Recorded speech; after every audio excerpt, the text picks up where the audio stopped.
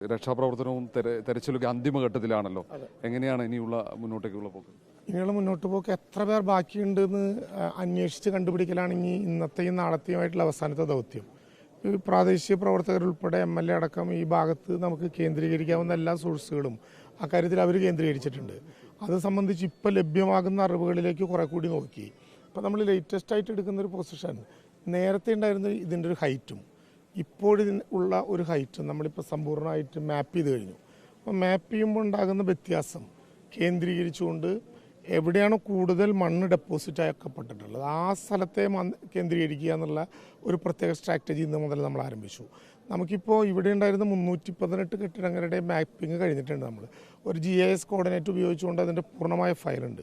അപ്പോൾ രണ്ടാം ഘട്ടം എന്നുള്ള നിലയിൽ ഇവിടുത്തെ 6 മേഖലകൾ കേന്ദ്രീകരിച്ചുകൊണ്ട് മുണ്ടക്കൈ എന്ന് പറയുന്ന ഈ പ്രദേശത്തിൻ്റെ നേരത്തെ ഉണ്ടായിരുന്ന ചെരിവുൾപ്പെടെയുള്ള ഹൈറ്റ് എത്രയാണ്, ആ ഹൈറ്റിലേക്ക് മണ്ണ് വന്നതിന് ശേഷം ഇപ്പോൾ ഉണ്ടാകുന്ന ഹൈറ്റ് എത്രയാണ്, ഇതിൽ എത്ര ഇടങ്ങളിൽ മണ്ണ്, ചളി എന്നിവ കേന്ദ്രീകരിച്ചിട്ടുണ്ട്, ഇത് നോക്കി അതിനെ ആ ഏരിയയിൽ കൂടുതലുള്ളിടത്ത് ആഴത്തിൽ പരിശോധന നടത്തുക എന്നുള്ള ഒരു കൂടുതൽ മേഖലകളുണ്ടോ അങ്ങനെ മണ്ണ് ചെളിയും നിറഞ്ഞു നിൽക്കുന്ന? അല്ല, മേഖലകളുണ്ട്.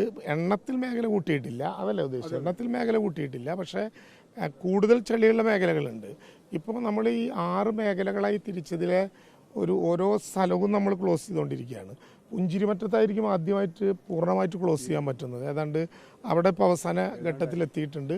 കടാവർ ഡോഗ്സും പ്രത്യേക ടൈപ്പ് ഡ്രോണും വെച്ചുകൊണ്ടുള്ള അവസാനത്തെ ഇൻവെസ്റ്റിഗേഷൻ നമ്മളിപ്പോൾ നടക്കുകയാണ്. അപ്പോൾ 6 മേഖലകളായി തിരിച്ചുവിട്ടതിൻ്റെ 6 സോണുകളായി തിരിച്ചുവിട്ടതിൻ്റെ ഒരു ഗുണം നമുക്ക് കിട്ടുന്നുണ്ട്. കാരണം ഓരോ സോണും ക്ലോസ് ചെയ്തെടുക്കുക എന്നുള്ളതാണ്. തെരച്ചിൽ ഇന്നത്തോടെ അവസാനിപ്പിക്കാൻ കഴിയും അങ്ങനെ പറയാൻ പറ്റില്ല. അവസാനിപ്പിക്കൽ നമ്മളൊന്ന് കേന്ദ്രീകൃതമായിട്ട് ആലോചിച്ചിട്ട് വേണം, അല്ലാതെ അങ്ങനെ ആലോചിക്കില്ല. അപ്പം ഞാൻ പറഞ്ഞ പോലെ ഞങ്ങൾ മന്ത്രിതല സമിതിയുണ്ട്, പൂർണ്ണമായിട്ടും MLA ഉൾപ്പെടെയുള്ള സംവിധാനങ്ങൾ ഇവിടെ കേന്ദ്രീകരിച്ചിട്ടുണ്ട്. അപ്പോൾ ഞങ്ങളൊന്ന് കൂടി ആലോചിച്ച് മുഖ്യമന്ത്രിയുടെ അനുവാദത്തോടു കൂടി മാത്രമേ അക്കാര്യത്തിൽ ഏതെങ്കിലും എടുക്കുള്ളൂ.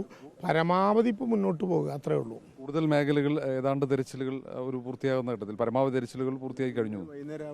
ഇന്ന് വൈകുന്നേരം നമുക്ക് ഫോഴ്സിൻ്റെ പ്രത്യേകമായിട്ടുള്ള യോഗം ചേർന്ന് അവരുടെ അനുഭവങ്ങൾ കൂടി പങ്കുവച്ച് എങ്ങനെയാണ് പുതിയ സ്ട്രാറ്റജി. ഇപ്പോൾ 3 ദിവസമായിട്ട് നമ്മൾ 6 ഏരിയകളിലെ 40 സ്ക്വാഡ് ആ വിധത്തിലുള്ള ഉപകരണങ്ങൾ അങ്ങനെയാണ് പോകുന്നത്. സ്ട്രാറ്റജിക്കൽ ഒരു ചേഞ്ച് നമ്മൾ ഇന്ന് വൈകുന്നേരം ഫുൾ ഫോഴ്സിൻ്റെ യോഗം ചേർന്നുകൊണ്ട് കുറച്ചുകൂടി ആലോചിക്കും. റഡാർ ഉപയോഗിക്കപ്പെട്ടു തുടങ്ങിയിട്ടുണ്ട്. റഡാറിൻ്റെ ഡിഫറെൻറ്റ് ടൈപ്പ് ഓഫ് റഡാർസാണ് ഇപ്പോൾ നോക്കുന്നത്.